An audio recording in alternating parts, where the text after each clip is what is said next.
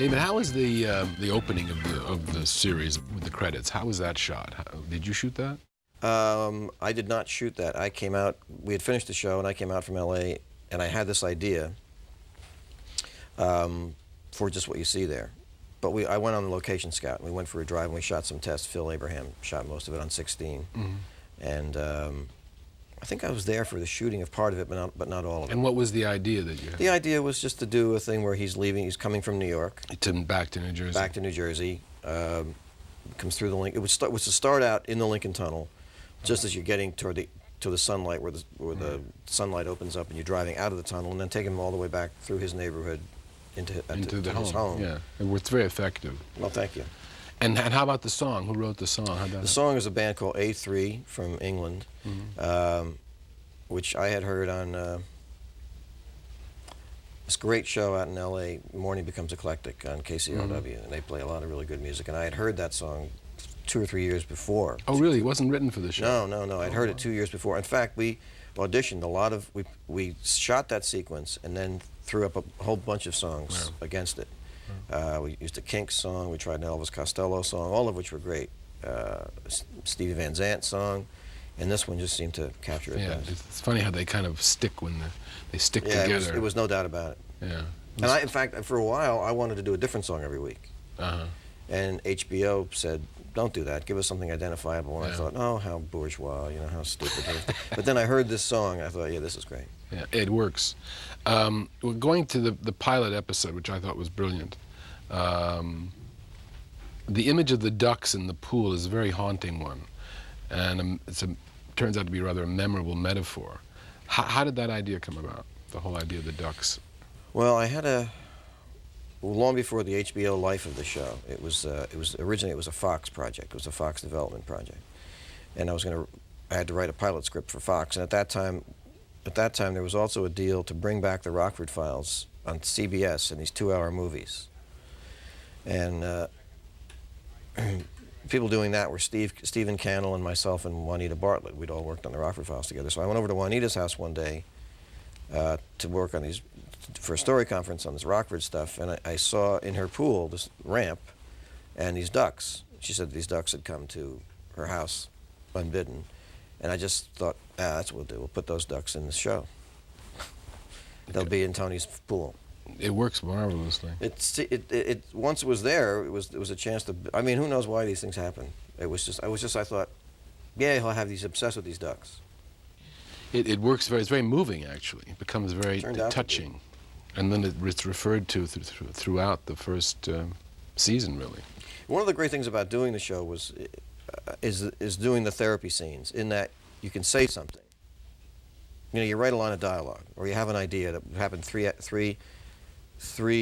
episodes ago, and then Melfi will ask him, what do you think that meant? So then you, the writer, are forced to think, what did that mean? Because it was only an idea. So you're actually, in a way, forced to psychoanalyze your own ideas. So the whole thing about the ducks meant his family leaving him, I didn't realize that when I got the idea about the ducks.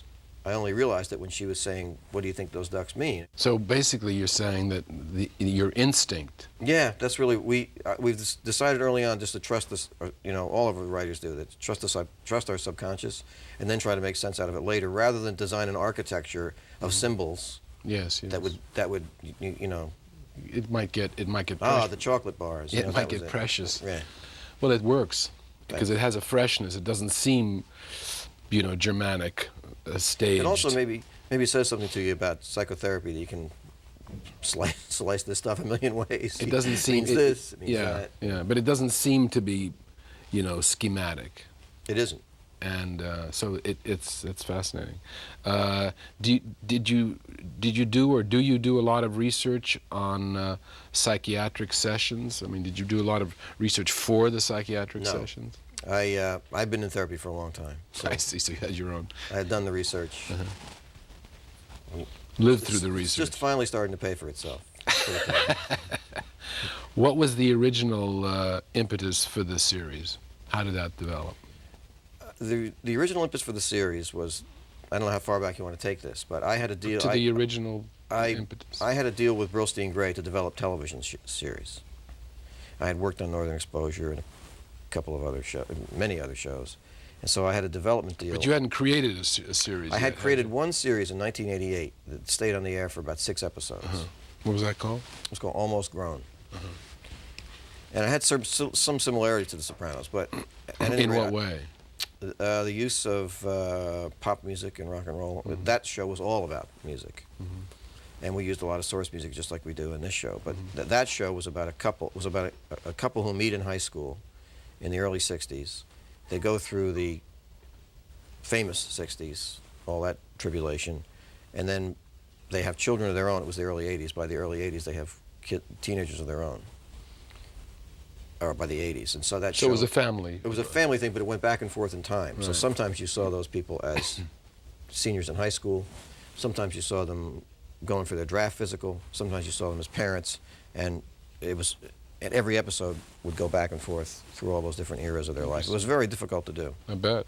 Would you say Almost Grown was the beginning of The Sopranos, or No, that was just it was the first show that you created. That I created. Right. But it did have these. They were from New Jersey. This couple, they'd moved to California, and in the use of music and the kind of music, it was sort of a kind of a forerunner, just in that respect. But it was a different. But it was a family drama, actually. Come to think of it. So go ahead. So then, how did So Sopranos evolve? because I had run some successful shows, and all through my career, really, I started getting development deals. After my work on the Rockford Files, I started getting development deals, and the fact of the matter was, I didn't want to be working in television ever. I wanted your job. Direct to feature. Directing features, but it never, for whatever reason, it never happened. And early on, I started making money in television, and so I went for it. And then I was always singing the blues. How am I going to get out of this? I want to make a feature, and so I would use these development deals to write screenplays. None of which got produced. So the Brillstein Gray thing was another one of those deals. And a guy who was working there at that time, Lloyd Braun, gave me this very inspirational speech. And at that time in my life, it was pretty hard to inspire me about television because I didn't like it. And he said that he had me over there because they felt that I had a great series inside me. This is exactly what he said, and I thought, and he meant it. And he said, we don't want to get in your way. All we want to do is help you get it out. And he said, for example, would you like to do a series about The Godfather? This is in the lobby at Brillstein Gray. I said, no, I don't want to do a series about The Godfather, but I do love gangsters. So driving home, I remembered this had been a movie idea. The Sopranos had been a motion picture idea. That you'd had. That I'd had, which my agents had said, don't bother developing that because it won't sell. And so I'd listened to that. And so I had this idea in the back of my head, and I thought, I wonder if I could make that into a TV series. And so that's what happened. And originally it was it was developed for the Fox network. And once the script was written, they passed on it. And what was the idea? The original idea was the relationship with the mother and the son? The original story was, yes, the original story was about a guy, a gangster, who has a very difficult mother, who is not a typical mob mother. I had read about this mob grandmother in Philadelphia, rather the head of the mob in Philadelphia at that time. Apparently she was quite a contender and a very difficult woman.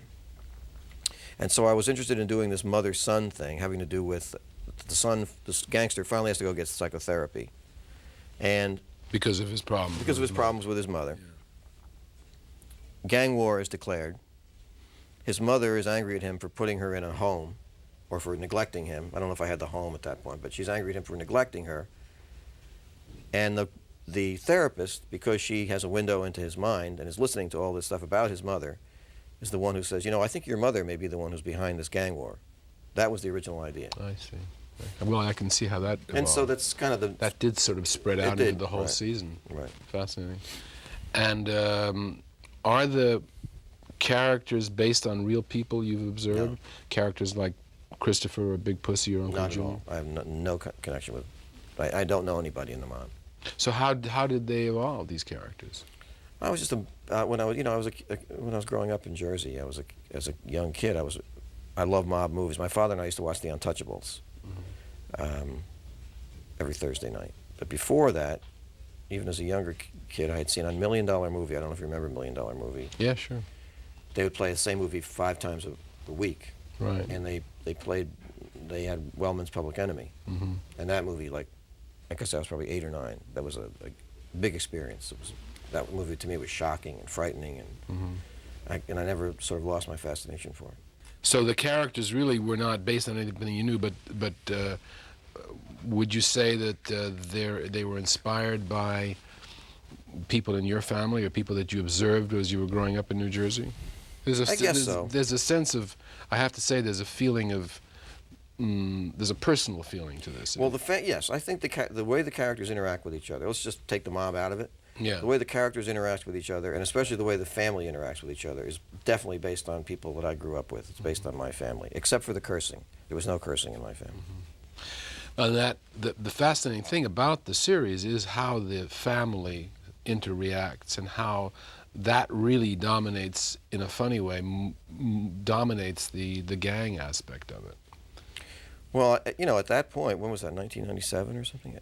At that point, there was nowhere else to go with a mob movie. I mean, it was really, and still, it's who cares about a mob crew in Brooklyn or New Jersey? I mean, you could make that statement. We've seen that and seen that and seen that. So the only place to go was into the private life. But that's what's so interesting about it. It turned out that way, and that's why it worked as a television series, because a TV series is good at that. Yeah, at doing intimacy, yeah. The first episode, the pilot, packs an enormous amount of information into an hour. With a little stretching, it could almost be a movie in itself. Was that your intention, to give an audience a great deal? No, it wasn't. That wasn't my intention, to give them a great deal. But at one point, I did think, if it didn't get bought as a series, I thought we could probably shoot, and I think it was true, I think we could have shot another half hour and released it as a low-budget feature. Yeah. The character of Livia, is it only based on your mother, or is it also based in any way, I think we talked about this, on the Livia who was Tiberius's treacherous mother in I, Claudius? I know, I mean, I'm aware, I'd seen that series, not all of it, but I'd seen Tiberius's treacherous mother, Livia. I thought that perhaps this character, Livia, could fulfill a similar function in this story. You know, obviously the Roman-Italian link wasn't lost on me. And yes.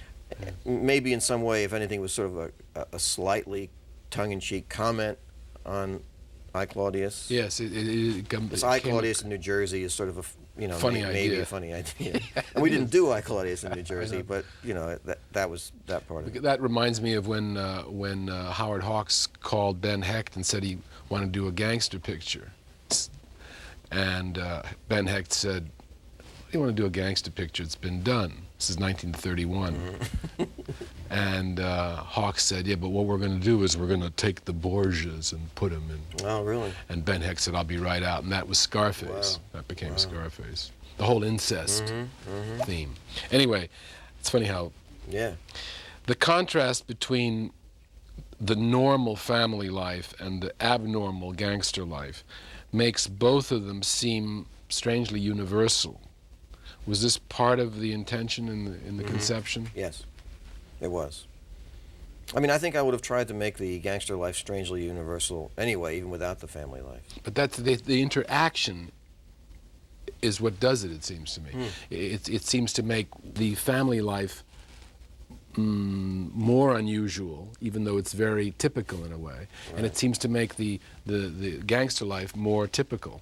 That's an interesting point. I mean, I've thought things like that. Yes, I've thought things like that. I don't. You know what? Possibly what it is. Maybe is that we've all seen family dramas, and I think we ultimately lose patience with those, with family dramas, because you get to a point where you say, I think, just fix it, grow up, do something, try, you know, be nicer to each other, leave home. If you hate, if the marriage is lousy, leave. I think that's what happens in a lot of TV family dramas. Right. But I think when the life outside, when there's something larger than that, which is real life and death every day, I think then we have more patience with all that bickering. Maybe that's so. So the interesting thing is that we live in America is such a violent society compared to other societies. it has been, it seems to traditionally, a kind of violent society. You know, Western gangster pictures sort of took over Westerns. Yeah. But the Western is part of American history, and the gangster is part of American history. And with the Columbine and all the stuff about guns and all this kind of violent life that goes on out there all the time. By extension, that's what makes The Sopranos seem to be almost a metaphor for American life. Well, it's interesting you didn't mention that, because you asked me before about the story, the son, the mother, the psychiatrist. That's the story. Once I had kind of had this, I guess you could call it a forum dumped in my lap, was okay. We're going to do a mob story on network TV. The kernel of the joke, of the essential joke, was life in America had gotten so savage, selfish, basically selfish, that even a mob guy couldn't take it anymore. That was the essential joke. And he's in therapy because what he sees upsets him so much, what he sees every day. And that he and his guys were the ones who invented selfishness. They invented me first. Mm-hmm. They invented, it's all about me. Mm-hmm. And now he can't take it because it's the rest of the country has surpassed them. Wow. That was the original joke. That's a big point. When you say joke, you mean in show business terms? No, it was the original I know what you sort mean. of joke of the overall absurd joke of the show. But did you see this show as a kind of comedy drama? Mm-hmm. Yeah. Because that's... I guess so. I mean, I don't think I've ever written anything different. I mean, I don't really believe in my career. I just see I try to write the way things are. And things are funny. And usually they're, yeah. I don't try to blend the two. It's just the way it is. But it's the best thing about the show, I think, is this kind of outrageous comedy. At this point in time, it's really a little bit hard to take mobsters seriously. That seriously. I mean, when I go back and look at The Godfather, in fact, now that I've gone back many times to look at The Godfather, I have a theory about that, which is that they were depressed. I think Don Corleone was depressed, and I think Michael was depressed. And if you watch it, those are two depressed guys. They're walking around like this all the time. They needed really, analysis. They already needed therapy, and they never got it. Did you write the first two episodes? Did you write the first two episodes as a feature-length movie? No. Because they could be, in a way. No. I wrote the pilot. We shot the pilot. Then there was about 6 months of when HBO decided whether or not to do it. And then once they decided to do it, we had to come up with 12 more hours. So HBO paid for the pilot. Right. You wrote the script on spec, or? No, I wrote the script. Actually, Fox originally paid for the pilot. Oh, really? Yeah, Brillstein Gray, that's the way it works in TV. Brillstein Gray is the development company. Brillstein Gray paid me a salary. To do this pilot? Fox, I wrote it for Fox. Mm-hmm. Fox reimbursed them for the price of a pilot. Mm-hmm. So that then offsets my salary or anybody on a development deal. Right. And the script existed. And now I don't know whether Fox had to be paid off once HBO decided to take it on, or whether they had lost their... Fox passed they said, we're not going to do the pilot. We're not going to shoot a pilot. Right, we're not going to shoot it. And so then Brillstein Gray took it elsewhere. And they took it to, I think, all the networks, actually, and they all passed. Well, it was fortuitous, wasn't it? Tremendously. Because I think we've talked about this, but one of the things that I think makes the show so effective is that there are no interruptions, which gives it the feeling of a movie. You're not, it doesn't seem like a television show at all on any level, because what's associated with television is commercial interruptions. The fact that there aren't any, and it's so intense, there's this sense of suspense in every show. But it's interesting because you say it's intense, but it's very slow moving. It doesn't seem to be. But if you think about it, it is very, very slow moving, much more than a television show. Television shows are... But that's one of the things that is interesting, because that's one of the things that I think makes it work so well, is that there is a built-in sense of suspense to the show. I've sat there and I've watched these, all of them, in a short amount of time recently, and I get this feeling of tension in each episode, builds and builds and builds, and one of the things you know as well as I do, better than I do, writing television episode you write 7 acts because you're going to have 7 commercial interruptions In 2 hours. in 2 hours. Yeah. Which means that you're constantly building to a climax because you got to go to a climax in order to go to a Right, in an commercial. hour show, it's 4 acts. All right, so 4 acts. That means that you would have to go to 4 climaxes because generally speaking, before you go to a commercial, you want to give them a cliffhanger. You don't do that in this show. Well, even I think in network television, you can just, when you cut to the commercial, that's somehow, now it's gotten to the fact that makes it a cliffhanger. You can go out on the guy drinking a cup of coffee, you go to the commercial, you think, gee, that must have been significant. Yes, right. A sip of coffee. You know? But isn't there Because those rhythms just become built into people. Sure, but isn't there a kind of unspoken, as you're writing a show that's going to be interrupted, there has to be some sense of, we're going to go to a commercial here, that you sort of, you as a writer, you think about that. Mm-hmm. Whereas in this, what I think is so effective is that you don't get that feeling of being manipulated into a certain climax. Well, I guess that was just I guess that flows. was operating, but for me, that wasn't the main difference. The main difference was, gee, we can tell these stories at a different pace. We can have them build slowly, for one thing. We can have them build really quickly. The other thing was we don't have to explain everything, like in a network. It really is the old Hollywood adage: tell them what they're going to see, show it to them, and then just tell them what they just saw. Right. We don't do that anymore. As I really took that to heart. That's a big and deal. Also, I felt that, the movies I like best are movies where, and you notice I said movies, not television shows, because I don't think this happens. Something happens in Act 1. Someone says something, and then you see a pattern of this recurring. Someone says something, either you see the guy contradict what he said, or you know how you need to bring stuff. It's active watching or something. You need to bring every little piece of information you're given to the watching of the entire thing, especially with European movies. Mm-hmm. That's really essential. Mm-hmm. But I feel that in this series. That's what I thought. Well, boy, it'll be great to do that. Well, you do It'll it. be fun for us to do that. You do that, and it's wonderful because there's things that are not paid off for several episodes. There's things that you pay off in the 13th episode. The ducks are paid off again. In fact, you bring them back in a funny way, and you connect that. And then there's things that pay off in the 13th episode that really connects the whole 13 hours. But even within the hour, I feel that's true. It is I true. I feel that's true. That to me is that's always been my favorite kind of movie since I became adult or something. Since I was my late teens. Yes. I've always liked that kind of thing where little clues are given to you. I don't mean like a corny detective movie. No, I know what you mean. I know what you mean. It's human things. It's human things, and that in the end, it's still a puzzle, even though it's over. You're still going, gee, I wonder why that character behaved like that. Yes. Well, you get a lot of that in this series, which is unusual on American television. It's unusual in American movies by now. I think it is, yeah. Yeah. How do you plan out a season of shows? How do you do that? The first 2 seasons were the only planning we had was the plot that I told you: the mother, the son, the psychiatrist, and originally the mother was going to die. He was going to, I suppose, he was going to kill her. No, at first he was going to kill her. Then, once he found out, he was going to go over to confront her about it and to kill her, but she was already going to be dead, so he would never have his cathartic moment. Mm-hmm. Then Nancy Marchand turned out to be as great as she was. It became a television series, and there was absolutely no appetite to kill her. Right.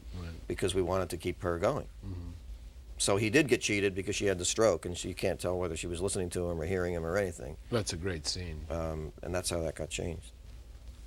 But so take me through the process, if you don't mind, a little bit. I mean, you sit around with your writers or with the executive producers? No, the process is that, I had this bones of this movie plot, which I told you about, which never became a movie, became this TV show. So I stretched that out over 13 episodes. Mm-hmm.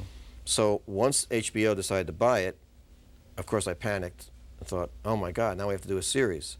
So I just made little benchmarks, like this might happen here or there. This is when Uncle Junior and Livia get together on this plot. There's an attempt on Tony's life, which is foiled. It was very, very vague and not Bible-like at all, as they call it in television. And there was a few other plot lines. but they were very, very vague. The second season, You say there was a few other plot lines that you had thought of before you sat down. I made 13 lines on a board, I see. and I thought, okay, here, like, I think it actually turned out that way. Episode 4, Junior becomes the boss. Episode 5, Tony undercuts Junior. And you jump ahead. Episode 8, Junior gets angry at Tony. Episode 11, Junior and Livia decide he should go. But really, that's all. And then there was, I don't remember what other plot lines we had that year, but And how does that get fleshed out then? we have that as a spine. Right. I mean, the way I look at it is that if you look at a Christmas tree, people don't care about the trunk of the Christmas tree. They only care about the lights and the balls and the tinsel. But the trunk has to be there. Otherwise So we always referred back to that. And it really came in because we had this continuing story which people seem to get involved in. I didn't intend to do a soap opera. I never wanted to do a TV soap opera, but it kind of started to fall into that a little bit, in that people were in suspense. What's going to happen to Pussy? What happened? At the end of the first season, people were saying, "Where's Pussy? Where did he go?" I had no idea anybody was going to care. We didn't think that was a big thing. He was gone. And then it became this, they called that a cliffhanger. Yeah, sure. The press and everybody said, "Oh, this incredible cliffhanger where you don't know where Pussy is." And part of this was just sloppy storytelling. How much of the incidents are based on actual events? Well, I mean, for instance, a lot of the gangster stuff. A lot of the gangster stuff, mostly things I read, situations that I read about. There are some things that happened in my hometown. Again, this is about season 2. The characters of, not season 1, the characters of Matt and Sean, the 2 kids who do the hit on Spec. Yes. That happened in my hometown. Frank Renzulli, who one of the writers and producers on the show, grew up in North Boston and was really a neighborhood kid. And so he contributed a lot of that marinara sauce. He knew about how like a boss can tax somebody. He knew about sort of the financial pyramid that makes up a mob, life, the actual business of it. He did know that. Well, this leads me to that question. Now, when you're planning out the season, and you've got this spine that you mentioned, and you've got, like, say, Frank Renzulli and whoever else you're bouncing ideas off of, don't you sit in a kind of a story conference? So, yeah, we were talking about that. So I have this very vague 13-episode so-called arc. Right. And then we start to plot out stories which would just be interesting. What I wanted to do was make a little movie every week, even though these things are connected by their 13 little movies. So I wanted everyone to be like a movie. You sure did succeed. Well, great, because that's what we really tried hard to do. And in fact, there was a little bit of friction the first season between myself and HBO because they were more interested in the serialized elements, and I was not. What do you mean? Give me an example. Well, what's going to happen from one episode to the next? I see. They got interested in the sort of the more soap. I'm not using that pejoratively. Right. In what we would call the serialized elements or the soap elements. Are they going to kill Tony or not? Or who planned it? Or right. What's the result of what happened in episode 2? I was more interested in discrete little movies. So it was finding a balance of that. You were more interested in the characters, essentially. No, how can I explain it? For me, the most successful episode of the show is the one called College.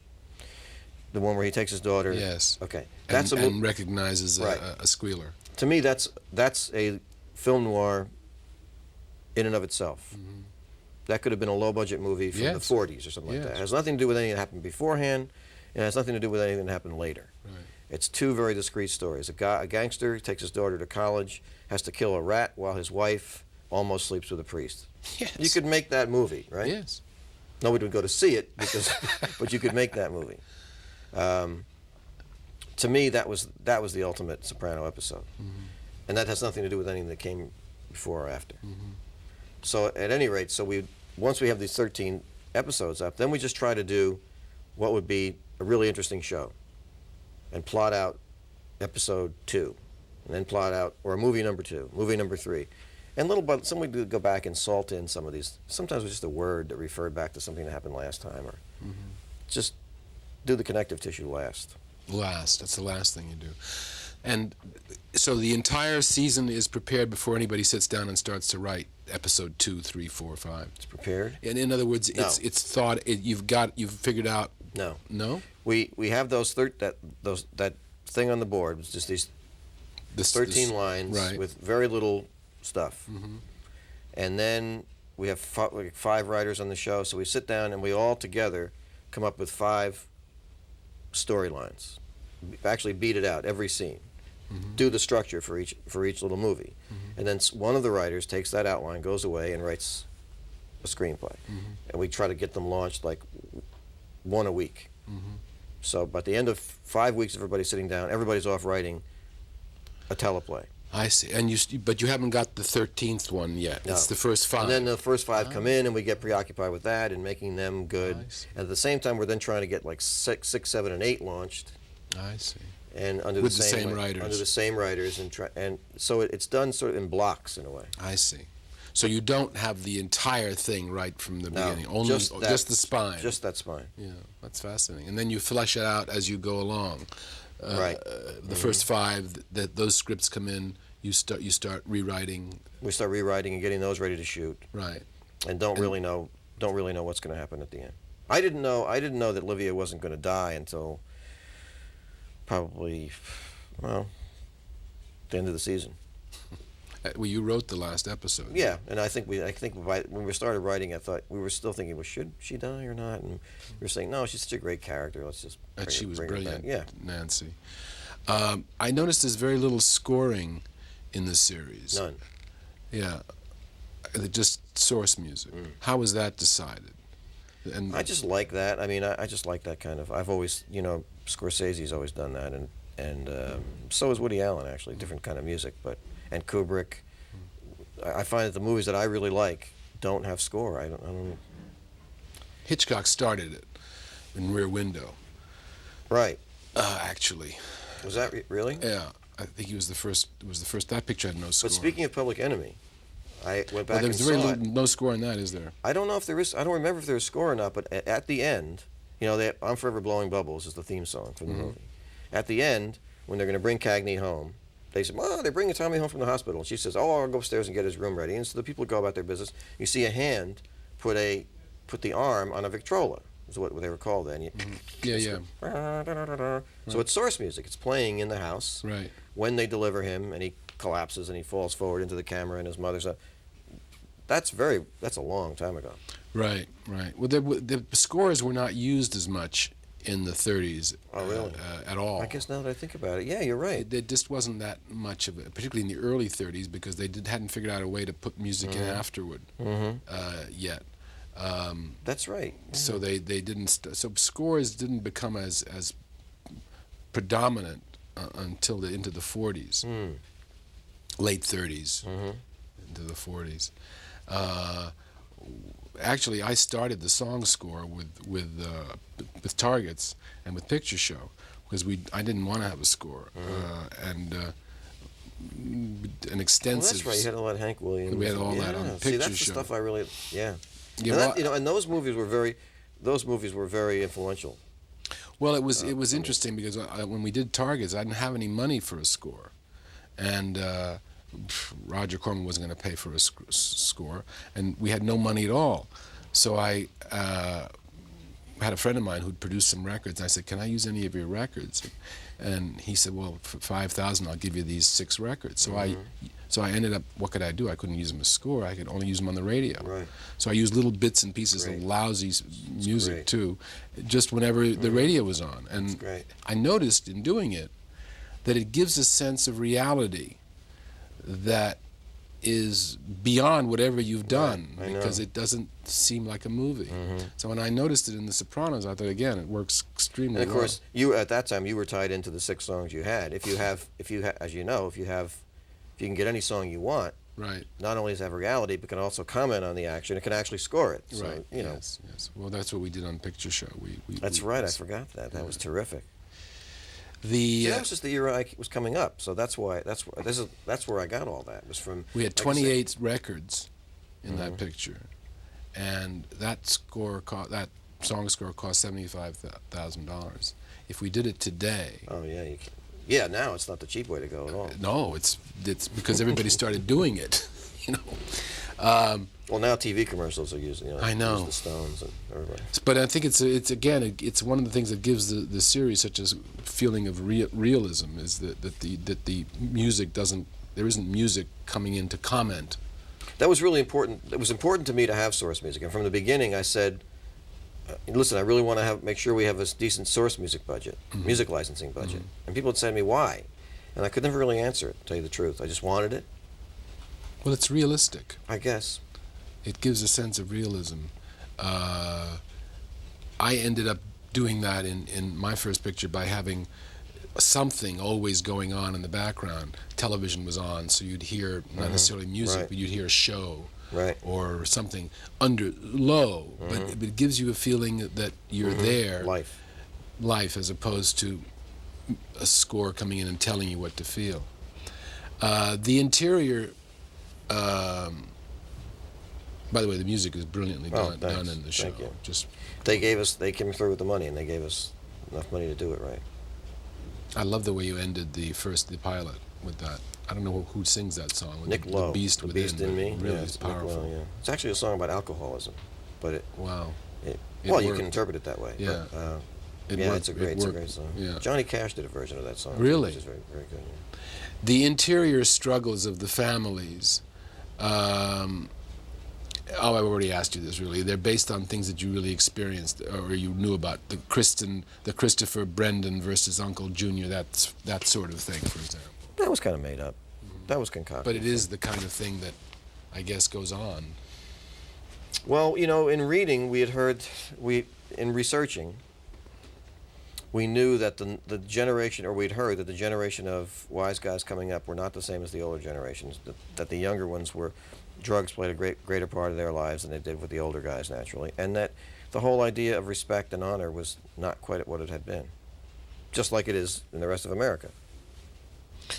Drugs were not originally a mob thing. Is that because there's some? Well, they've said that. I had never known whether it was true. I think that there were some guys, from what I can understand now, some of the New York families paid lip service to the no drug policy and sold it anyway. Some said, screw that, we're going to sell it, it's too profitable. And some said, I don't want any part of it. Why do you think that there's a general feeling that they didn't want a part of it? Is it because it has such a bad connotation?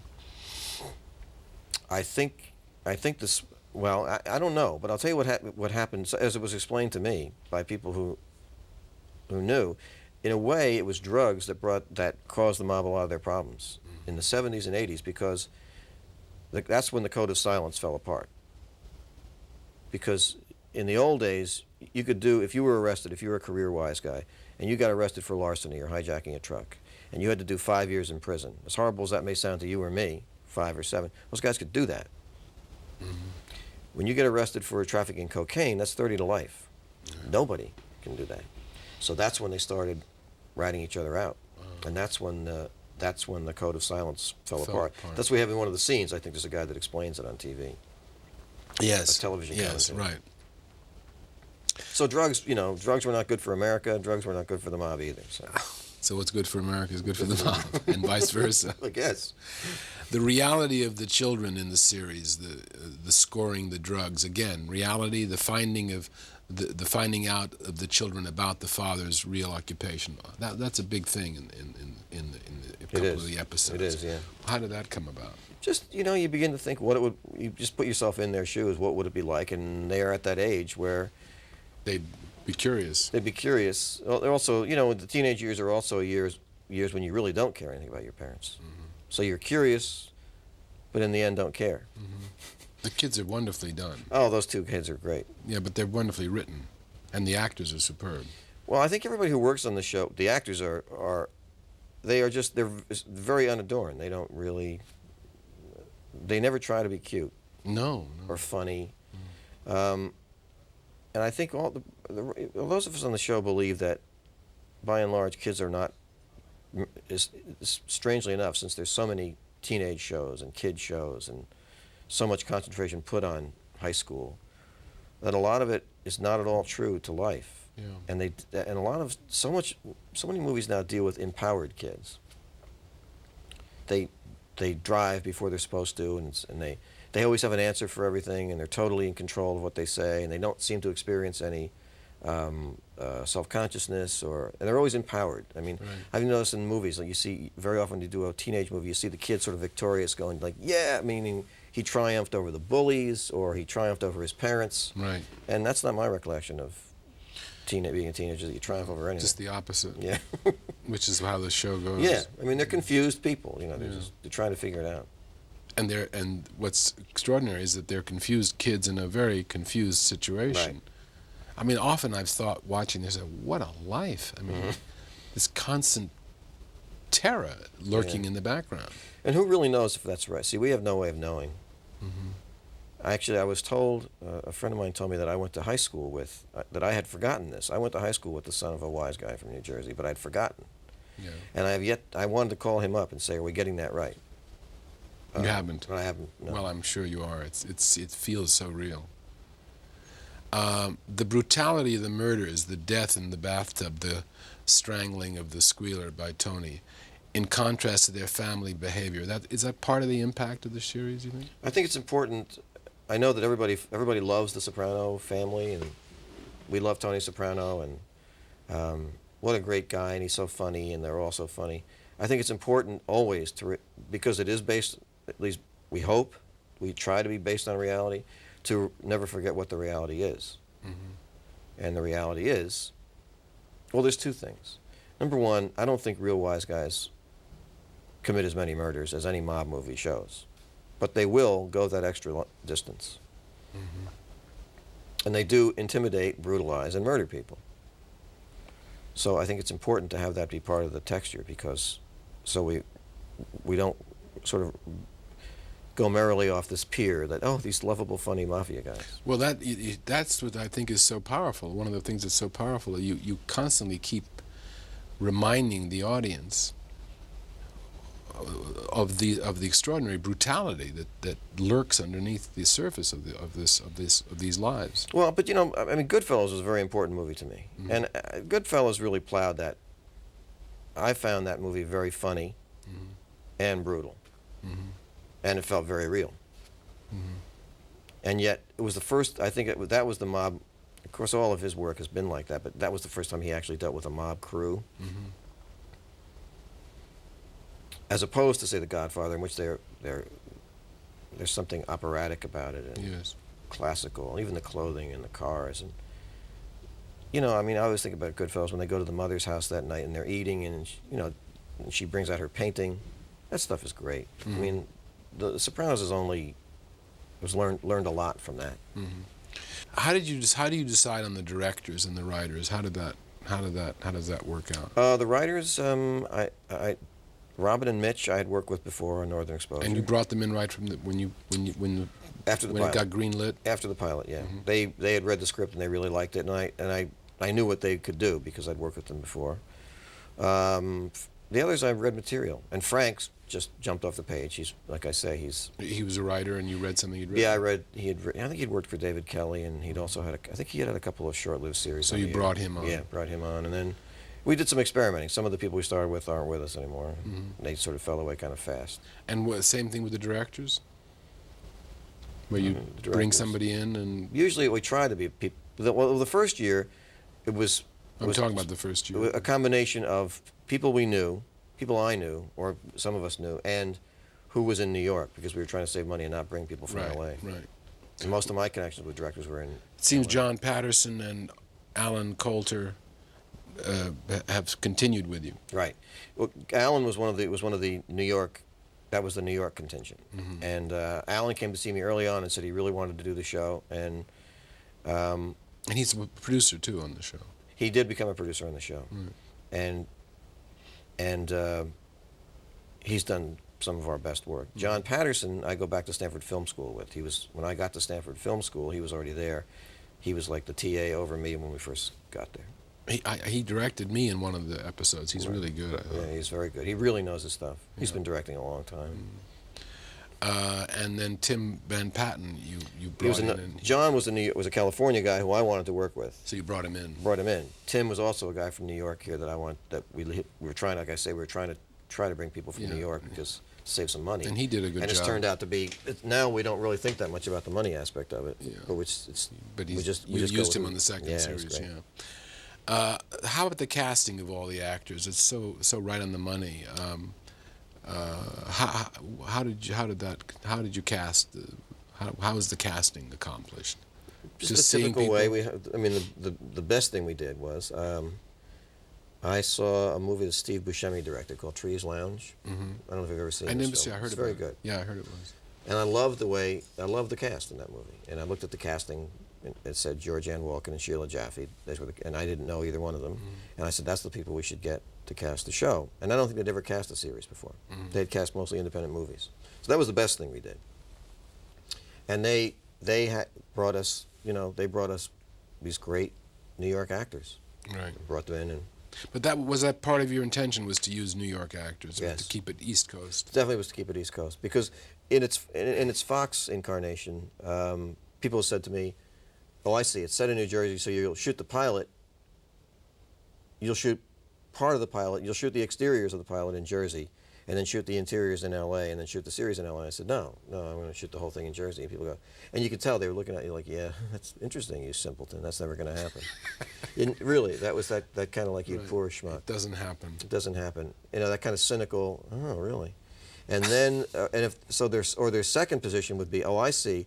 You'll shoot the series in L.A., but you'll send a unit back To grab the exteriors. to New York, not Jersey, to New York every once in a while to get some exteriors." And I said, "No, I want to shoot the whole thing in Jersey." And you could see people lose interest. It was a negative. You could see production companies lose interest once they heard this, even though they would have exerted their will and said, "No, you can't do that." It was another disincentive to getting involved. When I went to HBO, Chris Albrecht said, "Now you're going to really shoot this in New Jersey, right? It says Jersey. You're going to get Jersey." I said, "Yeah." Well, that's a whole. So that was a whole different, Well, that one thing like that makes a huge difference. Did some of the casting influence the characters? For example, Oh, absolutely. like Tony Sirico or Stevie Van Zandt. Most specifically, I would say yes, they did. Jim influenced the character of Tony Soprano, and I remember exactly when it was. The first day of shooting, we shot the last scene of the pilot, and in the last scene of the pilot, they're having a barbecue, and Chris goes off to sulk by himself Right. because he didn't get any credit for killing the guy over the garbage contract. So he's out and he's moping. And Tony goes over there and says, "What's the matter with you?" And they get into a conversation, and Chris says to him, I don't want to stick around for this stuff. My cousin goes out with this D girl in Hollywood, and she says that I could sell my life story for millions." And in the script it says, Tony goes like a wake-up thing, like, "What's the matter with you? What are you talking about?" Jim said to me, "I think I'd get really angry about that, don't you? I mean, I think I'd grab him and just about smash his head." And I said, yeah, you would, you're right. And when he did it, I saw Tony Soprano. That's what I mean. It was I needed to be reminded that this was not a cuddly guy. That he has that aspect to him, but he also would kill you. And Jim, through his actor process, showed me that. That's fascinating. And did that happen? And I think we left the network behind that day.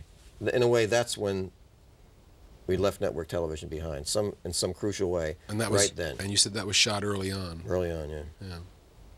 Because in network television, we would have been doing so much more to keep his skirts clean, You keep him. pet the dog, help Tony, help Paulie Walnut's mother get an eye operation. We would have been doing all this, Right. Feeding. Maybe he has a friend who is a cop and he feeds him information about the really bad. It went away. Would you say that any of the other actors brought that? All the other actors bring that same kind of. They do. They do, and that's the nice thing about it being a TV show, is because the more you do episode 1 and you do 2, 3, 4, you start to see things in these actors, and they start to suggest things. I don't mean that they come to you and say, "I think I should have a Labrador Retriever." Right. Their performance begins to touch off ideas in you, and it grows. Can you give me another example? Drea Di Matteo, Yeah. okay, plays Adriana. In the pilot, if you notice, her line is, "Your table will be ready in a second, sir." Right. Right. But we saw her. There was something about her. So when we tried to create a girlfriend for Chris, we said, let's get that woman, that young woman who was in the restaurant hostess. She came in, boom. So we hired her. She did, I think, she first appears in the Meadowlands episode when she goes to pick him up and he's crapped in his pants because he was so scared. Right. And that scene, I mean, she was so good that we started to build stuff around her. Yeah, she was. And she became a character. And their storyline, their romance, became one of the central threads of the show. Yeah, and it's very powerful in the second season. And I think if it had, if it had been a different actress, we may not have gone that direction. Right. We would have concentrated on Christopher as a baby wise guy, and that's all, not as somebody with a girlfriend.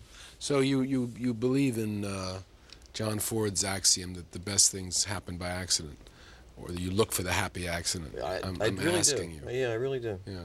When I haven't directed that much, and I shied away. I always wanted to, but I shied away from it for a long time because I thought you had to be somebody who would scream at people and be completely rigid. Now that you're mentioning John Ford, this comes as a revelation to me because I would think that John Ford ruled with an iron hand. And I thought that's what you have to be, is like John Ford, and people have to be terrified of you. But then after I did it, I finally got the nerve to do it once. The first time out, I noticed that you had to be, it's also about being open. So, I mean, you know all this, but this was news to me. That you're constantly that there's a lot of intake going on, and you have to take that stuff in and use it. And I didn't know that. I thought it was von Stroheim with the riding cry. I did, What are you saying? Shoot it now, That is the cliche that we all kind of think about. I remember when Ford said that to me, though, when I asked him about some scene in a picture, and he said, "Oh, it was just an accident. I mean, most of the good things in pictures happen by accident." And I thought, what? Do you believe it's true? Yeah, I do now. And I went to Orson Welles, who was a big fan of Ford's, and I said, "You know what Ford said?" And I said, "Is that true?" And Orson looked at me and says, "Yes. I would even say that a director is a man who presides over accidents." And of course, what you're saying to me is a lot of things happen, and the trick is to go with it. If it. Don't you believe? Maybe you don't believe this. I think that the director could stand there and never, for one thing, never open his mouth, and the movie's going to get finished. The crew is going to finish that movie. That's true. They're going to go on. That's They're going to true. keep shooting, whether you open your mouth or not. Basically. Now, it could be terrible because no one guided it, but Right, but it'll get done. it'll get done. Yeah, Orson used to say that the director's job was highly overrated, and I said, "How can you say that?" He said, "Well, I can say it because it's true." He says, "There's somebody on the set who can do everything. He doesn't have to be there." Right. And I said, but, I'd say, but Howard Hawks. Well, he says, "You're talking about great directors." Mm-hmm. He said, "That's a different story." He said, "But the average director is the most useless person on the set." It's really true. But of course, there are great directors, and those people are irreplaceable, and that makes all the difference. I mean, you can drink a bottle of wine, or you can have a really great wine. That's what we're talking about. But I thought that there'd never be wine in the bottle unless the director was there. But clearly, because the crew and the crew is really answering to the clock. We got to shoot this by 10 o'clock. That's all. Yeah, and the actors know what to do, and there's a script and so on. Yeah. So you've answered the question basically. The actors, you often let the actors influence the writing of the characters. We don't really go for a lot of improvisation. No, I don't mean that. But something about the actor's personality. So there's a kind of a melding of the character and the actor. That's the fun of it. Well, that's, I think, the best kind of movie acting is when you just can't tell the difference between who that actor is and what that character is, which is what you've achieved, I think, brilliantly. I mean, I'll tell you a story that has nothing to do with this show. When I worked on Northern Exposure in the last 2 seasons. There was an extra, a guy named Moultrie Patton, an old man. And I think the year before I'd gotten there, he lived in Oregon, and the show was shot in Seattle. He would drive up to work as an extra. And I think the year before I got there, they'd given him a line, like by necessity. Take a left-hand turn up here. He had this great quality. So myself and the other producers began giving him a few more lines. Pretty soon he became the boyfriend of Ruth Ann, one of the principals in the show. This extra who had no... Turns out Moultrie Patton had been an actor on Broadway in the 30s, had given it all up because he never succeeded. Came back to Oregon, was living in Oregon, doing I don't know what, becomes an extra on Northern Exposure, and then by the time that show went off the air, I heard his voice doing voiceovers for Volkswagen. And, you know, it's like yes. Amazing. It's just so. I think this is the way of answering your question. Yeah. That guy helped us create a character. You know, you have to be open to see those, to be there for that moment. You once said to me that you really couldn't have written The Sopranos until you became a father. What did you mean? Yeah, it occurred to me that as much as immersed as I've been all my life in mob stories, watching The Untouchables with my dad and all that other stuff, and growing up in Jersey and reading these, you know, I was riveted by stories of bloody sheets, you know, somebody under a sheet on the floor of a restaurant. I love that stuff. Yeah. I couldn't have done The Sopranos, and this occurred to me very late recently, that unless I'd had a kid, because it's really in a way about kids, because Tony Soprano is Livia's kid, and his kids are probably the only normalizing influence in his life. So really, the family is what really is the key to the whole thing. Yeah, parents and children. And that connects, for example, to the ending of the first season, the ending of the last episode, when he toasts the good moments. That connects to the ducks leaving the thing. There's an element of elegy to this series. Was that conscious? There's an elegiac feeling to it. No, it was not conscious. But do you notice it? In a sense of, or maybe it's... I just think I'm kind of hung up on death. I do. I think I constantly have to remind myself. Things? No, that it's going to be gone. Interesting about the self-consciousness of some of the characters, like Christopher's need for celebrity and wanting to be famous. Everybody quoting mob films or commenting on them. Is that part of the demythologizing of this? Yeah, it definitely is. I mean, I had heard that. Well, I mean, to talk about mob films, way after I was involved with The Sopranos, maybe in the middle of the season, it occurred to me that this was not a period piece.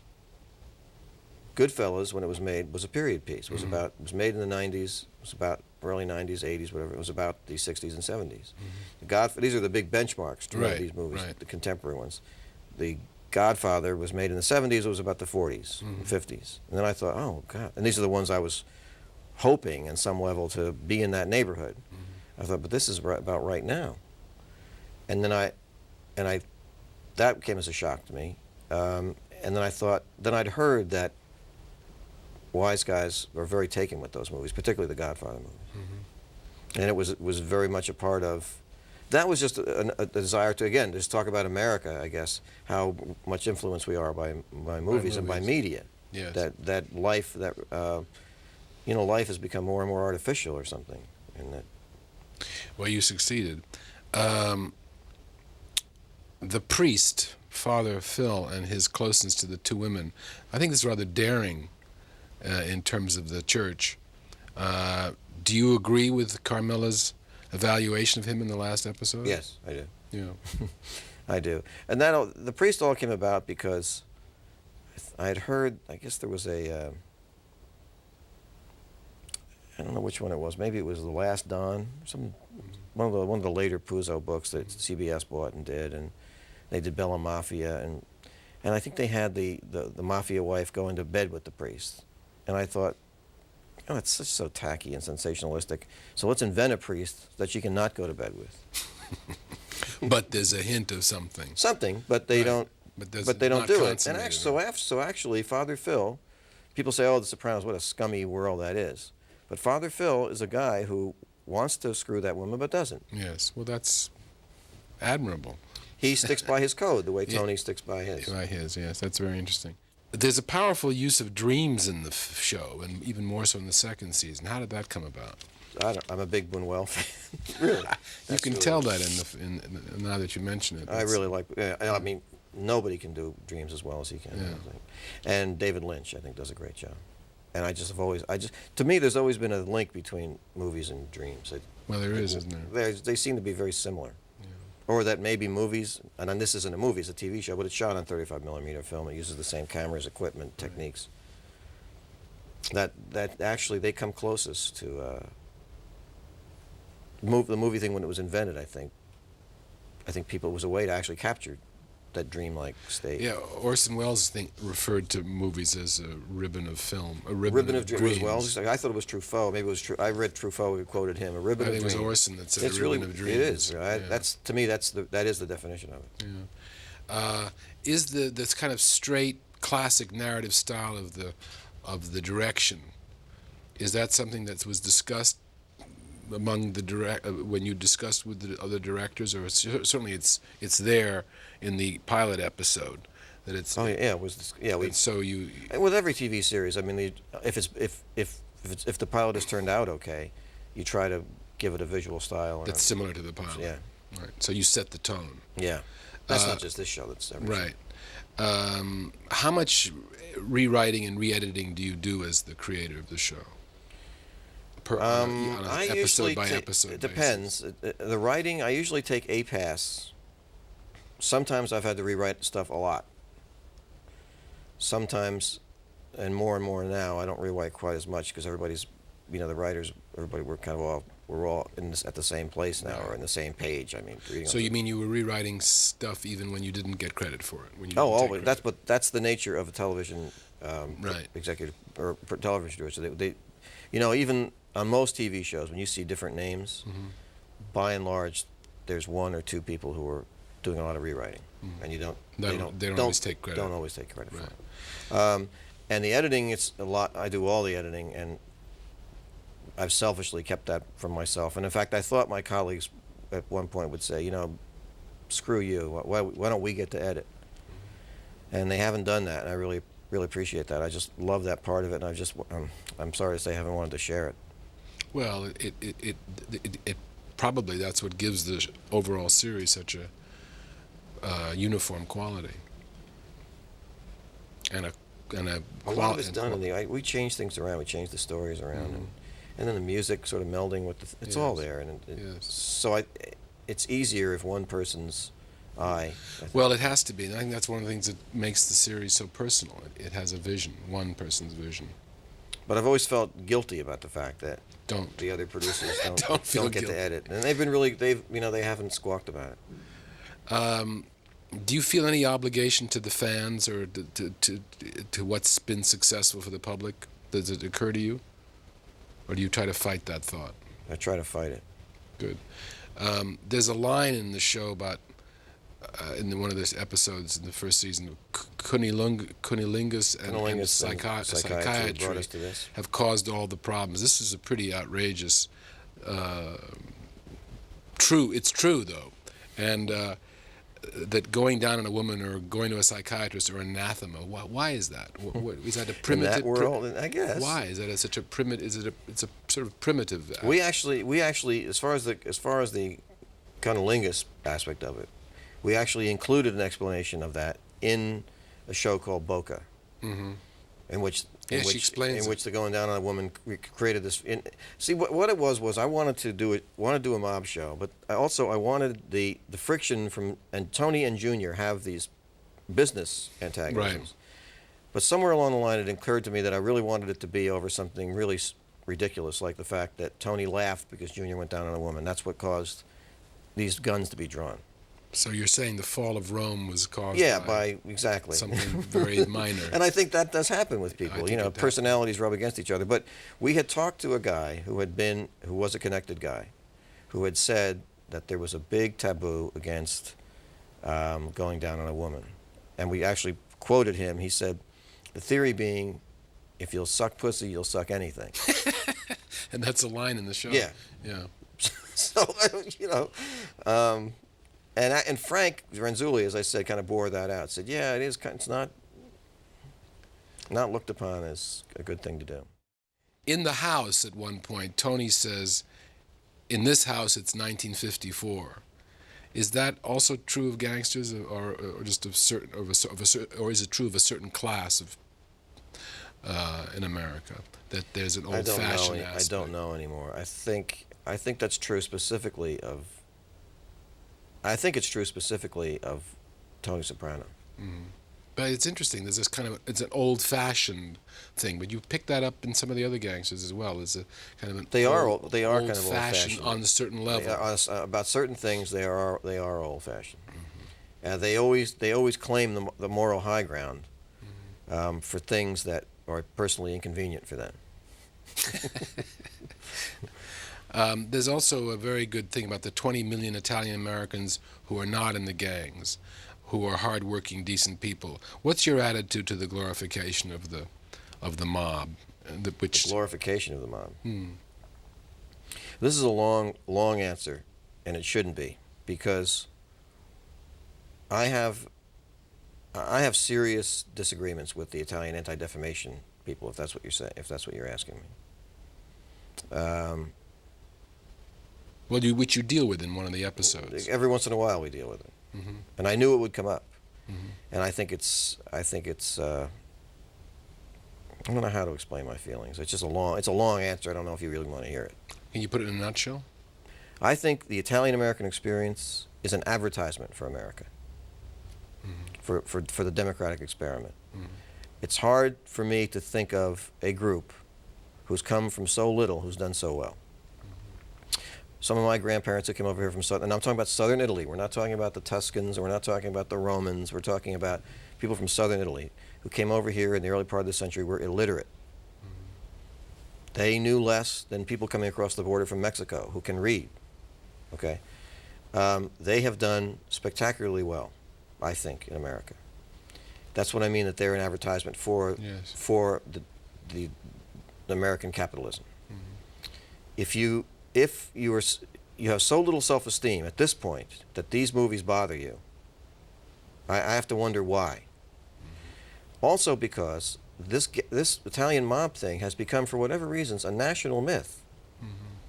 So to be pecking it apart, this is a shame on the Italians. Do you understand that this is for some reason the whole of America has taken this story onto themselves? What is it about us that has allowed that to happen? And is it because we killed? You can see plenty of killings and vulgarity. That has nothing to do with it. And in the end, I think if your self-esteem is that shallow, and you have a problem with the fact that this tiny minority called gangsters make it tough for the rest of us, I think you should take your case to them. Mm-hmm. Well, that's a good answer. I don't think it'll happen, but I think that's what you should do. But this coming back down to the conservative streak, or the old-fashioned thing, Silvio calling the teacher a degenerate for having sex with a student, and yet he's a killer. Right. Again, there's a lot of irony in that. Yes, there is. And that's part of that conscious irony that you guys are working on. It's very conscious. Yeah. And when you talk about the line, psychiatry and cunnilingus has brought us to this, I had my doubts. I felt I wrote that line, and I think it's a very self-conscious written line. I couldn't resist it. Yeah, but it's marvelous the way it puts it on. I just couldn't resist it, and it could have bombed, because it's very arch. I think if you think about it. I think it's great. Going to that teacher-student situation, in the, I guess it's episode 9, I guess, Boca, where it creates a very unusual tension, because the audience almost wants the teacher to be killed. Yeah. And based on movie conventions and gangster conventions, you sort of want it, because it's so heinous. Mm-hmm. And the fact that it doesn't happen, the fact that Tony sort of seems to change his attitude because of what happens, that's very interesting. And it's interesting it's interesting what that does to an audience. That was a very, very difficult show to wrestle to the ground. And when in his first draft, I think he did kill the guy. Then we thought, no, he can't. He's not going to kill it. What is he? He's not going to kill a soccer coach. We don't want him to do that. And we were already into it, and it wasn't working. And we had to keep working and working and working until we finally found, hope, the truth of it. It was wonderful the way it was resolved, but it's interesting how an audience is made. An audience can want a killing. I think there's this, people have said, a lot of people have said there's a certain wish fulfillment with mob movies. That's one of the reasons people like them, is the idea that you could say to someone, this guy has disrespected me, take care of it. We all have that fantasy. Yeah. Yeah, getting a Sherman tank and blowing up your enemies. And we think that the guys in the mob can actually do that. Whether or not they do, I don't know. We talked some time ago. You quoted a line from Jean Renoir's *The Rules of the Game*, one of the great films, that everybody has their own good reasons. I thought the line I thought the line was, the problem with life is that everybody has his reasons. Something like that. Yeah, right. Yeah, I think that is the line. Is that that theme something that has been a conscious part of this series? Yes. I mean, I didn't think when we set out to start doing, I didn't think, oh, let's do an elaboration on Jean Renoir's line. But now when I look at it, that's what goes on in the Soprano house and in every aspect of the show, is that everyone has his reasons. Yeah. And everybody thinks he's right. When I go through life, that's what it seems like. Everyone thinks they're right. Yeah. Well, when you, as actors, always have to be on the side of the character. Right. And that's another element. Tony gets pissed off at Christopher for shooting, quote, he says, a civilian in the toe. Is this back to Ben Siegel's comment that we only kill each other, or whoever it was that said that? Is that a part of it? No, that was a pure business thing. Why bring a negative attention on yourself? But isn't it true that the mob, in the sense that they basically only kill other people within their own, like in the second season, he talks about this is a war and we're soldiers, and soldiers have to kill sometimes. I guess the majority of people they kill are their own enemies, but whether they're not necessarily in the mob, I think they could kill associates who are not. Mm-hmm. In fact, they have very rigid rules about not shooting. You can't kill a made guy. That's one of the advantages to being a made guy. Mm-hmm. Theoretically, you can't be killed unless the boss gives permission for it. Mm-hmm. What do you think about it's interesting, the black mafia, this Jewish family mafia confronting the Italians in the music business? Is that based on history? It was based on not that there was a Jewish mafia. It was, the character of Hesh was loosely based on a guy in the record business who was a record producer, but had very close ties to, I forget which family it was. And an FBI guy had said if he had been Italian, he would have been a captain in one of the New York families, but he wasn't. And so he's a famous guy. I mean, he produced a lot of hits in the '60s. Is there a kind of working between the I don't think so, not anymore. I think there was I don't know if the music business has anything to do with the mob anymore at all. Well, but in its fledgling pop, in the '50s and '60s, the payola and all that. Yeah, it's interesting, that comment of Paulie's about cappuccino, and then he steals a coffee pot because he's so annoyed that they stole this from the goyim stole it from the Italians. That and the thing about the music being controlled by the Italians. This is. How do you feel about that? Well, I mean, as an Italian American, lately, in the last 10 years, I mean, I remember when there was Italian food in my house, and there was Italian food in my cousin's house, and there was Italian food at a few restaurants. Now you can't walk down. You can go walk down a street in Utah and see trattorias and buffalo mozzarella, and I think it's great. But at the same time, I think to myself, I'm actually very proud of the fact that this cuisine is probably the preeminent cuisine in America right now. If you go to a street in New York, there's like 5 Italian restaurants on every block. Well, that's the best food. It is good. David, I noticed you wrote the by yourself the last episode. Is that because it was difficult to wrap it all up? and you took the job on yourself? I wanted to do it. I thought it would be fun to do. I mean, I'd started it, I'd done the pilot, and secretly I wanted to do the last episode. But there were also logistical reasons why it happened. At the end of the season, it's like the fall of Saigon. You're just trying to get through it, and you're holding onto the helicopter.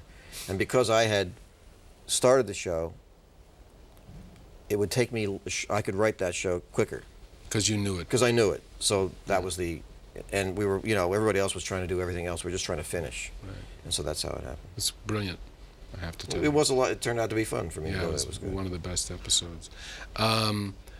The mother's crooked smile at the end is a terrifying scene.